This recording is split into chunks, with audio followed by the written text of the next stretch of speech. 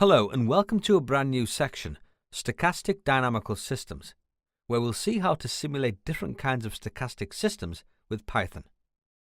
In this section, we'll first look at simulating a discrete-time Markov chain. Now, stochastic dynamical systems are dynamical systems subjected to the effect of noise. The randomness brought by the noise takes into account the variability observed in real-world phenomena. For example, the evolution of a share price typically exhibits long-term behaviors along with faster, smaller amplitude oscillations, reflecting day-to-day or hour-to-hour variations. Applications of stochastic systems to data science include methods for statistical inference, such as Markov chain, Monte Carlo, and stochastic modeling for time series or geospatial data. Stochastic discrete time systems include discrete-time Markov chains.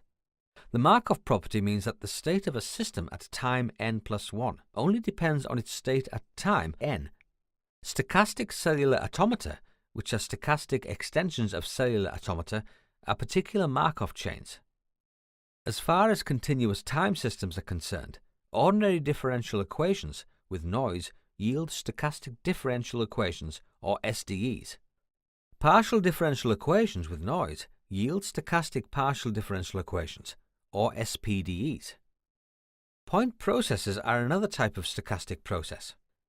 These processes model the random occurrence of instantaneous events over time, that is, arrival of customers in a queue or action potentials in the nervous system or space, which refers to the locations of trees in a forest, cities in a territory, or stars in the sky. Mathematically, the theory of stochastic dynamical systems is based on the probability theory and measure theory. The study of continuous time, stochastic systems builds upon stochastic calculus, an extension of infinitesimal calculus to stochastic processes. Now let's go ahead and discuss about simulating a discrete-time Markov chain. So these are stochastic processes that undergo transitions from one state to another in a state space. Transitions occur at every time step.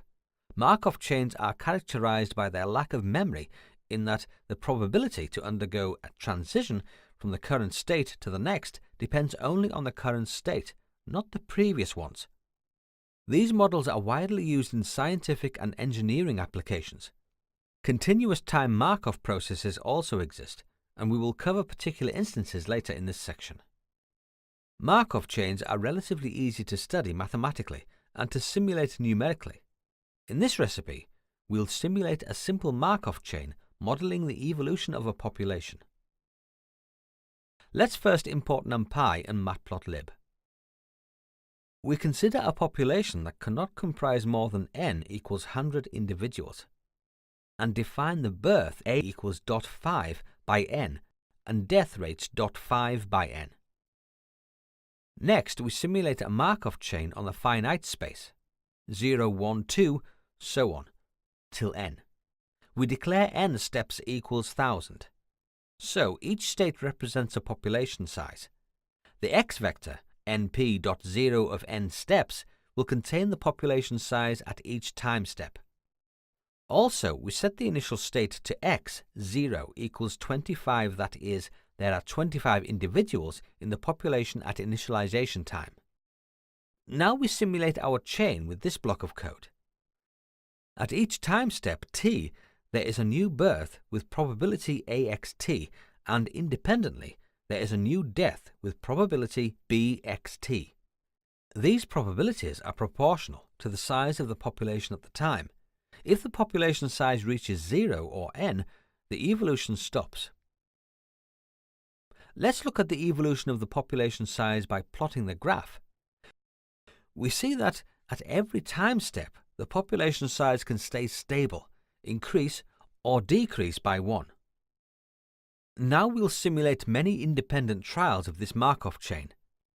We could run the previous simulation with a loop, but it would be very slow because it will have 2 nested for loops.